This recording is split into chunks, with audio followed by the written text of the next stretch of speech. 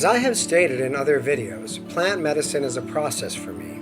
And while I'm entertaining some very interesting subjects in my mind, based on what I've seen when on mushrooms specifically, it really is just that. I'm just analyzing the data I am shown and provided while on those mushrooms. After my first ceremony, I concluded that there was something different about people when I was on the mushrooms. I came to the incorrect conclusion that they were non-player characters. Sometimes when we don't understand something, we need to define it in some way. The idea that non-player characters would migrate to a mushroom ceremony to seek deeper meaning just doesn't make sense, so I've scratched that theory.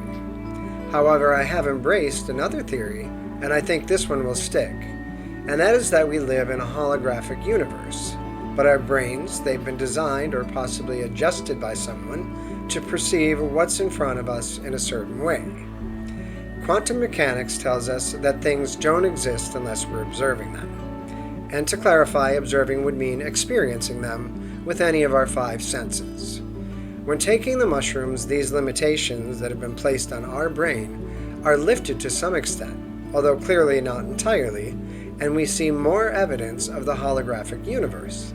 It seems at the ceremonies, some of the people even realize this, and they have fun with it, and they do things with their bodies that demonstrate that they are not really three-dimensional. How does this affect that I perceive people one way, and then when the mushrooms kicked in, I perceive them a different way? This holographic universe is being controlled by all of us, collectively, courtesy of God. When I am in my limited human brain, I am full of judgment of other people, and I have expectations of them. When this veil is lifted, I only see the beauty that they offer, which is far beyond the limited viewpoint I've been allowed. Although the world seems overwhelmingly large, with so many people and so much suffering, it's really not. Although the people that are at the mushroom ceremonies may not be non-player characters, or sometimes also referred to as backdrop people do exist all over, and the mushrooms do also expose them. These are people that our consciousness desires or needs to see to fulfill a whole life experience. I'll give a dramatic experience of how this might work. There are millions and millions of people in the country of India. I have never been and may never go to India. However, they are in my narrative. The way they're in my narrative is solely as information. And although I am told that there are 1.5 billion people living in India, I will never be able to see them and count them for myself. However, I may go to India with that belief and observe what appears to be a very populated country, but I will likely have very little contact with many people, allowing for lots of non-player characters. This holds true for a great part of the world.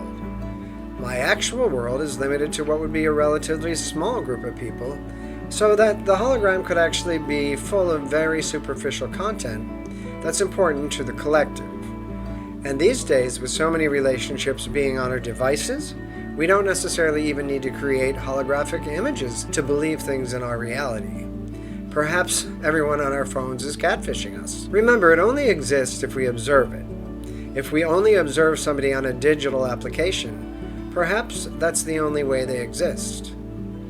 The holographic principle basically says the world we see, with its 3 dimensions and 1 dimension of time, is an approximation of something more fundamental that is 2-dimensional. So what does that mean for us? How does consciousness, or what we call a soul, fit into this?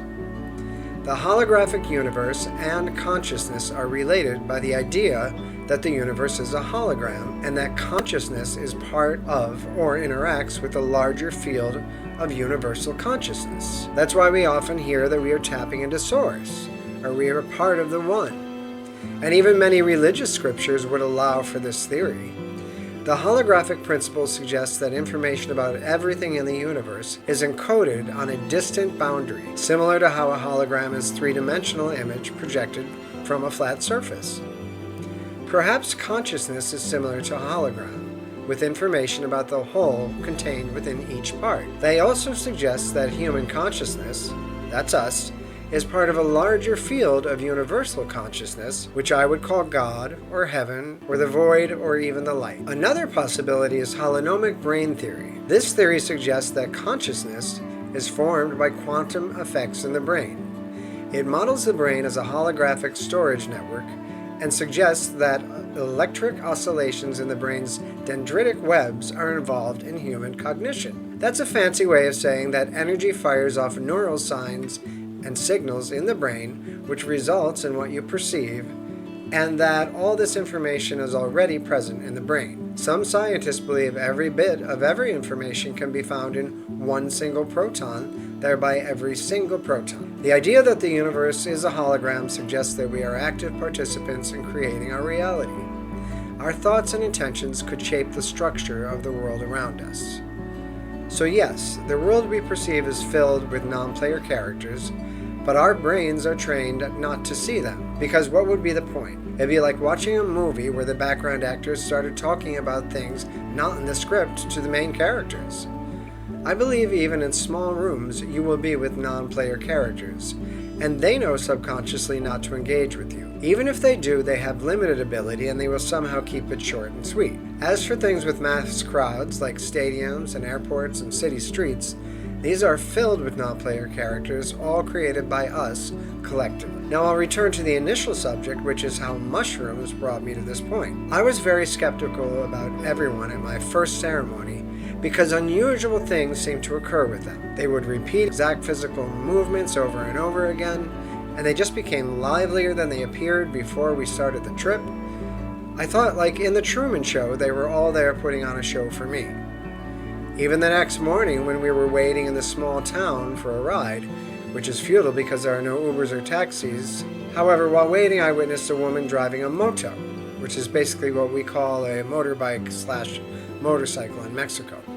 And she went by once with 2 children on the bike, and then came back the other way with 3 children on the bike, and then went the other way with 1 child on the bike, and then once again with 3 children on the bike. Now, I am a person who has always loved motorized scooters of any kind, whether it was a skateboard, or a moped, or a motorcycle.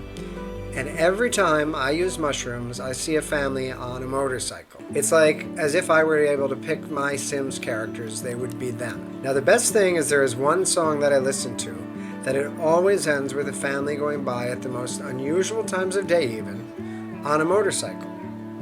That, my friends, is a hologram.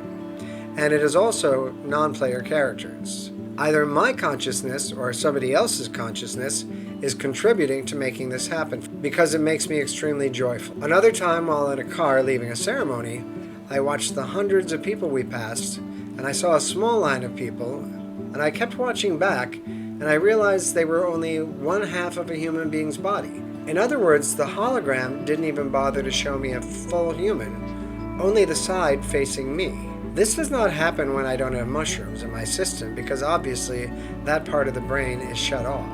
There was one time when I was on a high dose of psilocybin where I walked into the building that I was staying, and wherever I was at in my journey, I literally walked into a translucent building. I would have thought that I could just walk through the walls.